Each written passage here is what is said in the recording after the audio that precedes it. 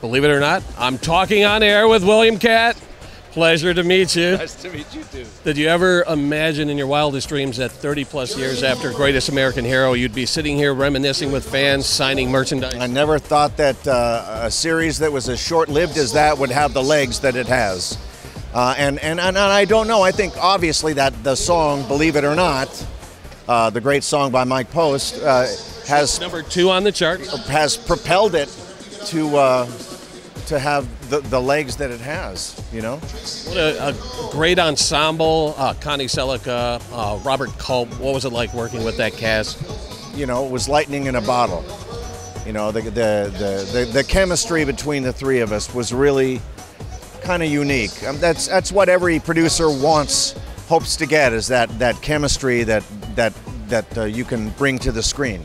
Of course, your career was kick-started with Carrie. What did that particular role mean to you? You know, that was a seminal film for Brian De Palma, and I was just lucky enough to be amongst the cast that all had careers as a result of that film, you know? I think one of the most underrated horror movies ever made was House. Do you agree with that? I don't know so much if it was underrated. I mean, because all these years later, people have very fond memories of that film. I remember when we did it, though, it was just wonderful to work with the great George Wendt and Richard Mall and Steve Miner, who was the brilliant director, and it was largely due to his sense of humor that film was so successful. Now, they've recently announced that they're going to be rebooting Greatest American Hero with a female lead. What are your thoughts? Do you plan on being involved at all? I think it's great. You know, when Steve Cannell was alive, he tried to get it made as a feature. I read 2 wonderful scripts at different times, and unfortunately he couldn't get it made, but now 20th Century Fox, I guess, is making it. I'm all for it. I think I hope that it's very successful for them.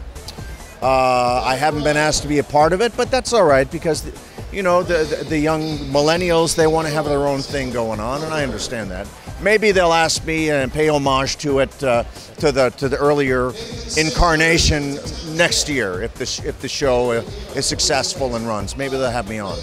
Would love to see Mr. Hinckley come back and inspire another generation. Yeah, go Mr. H.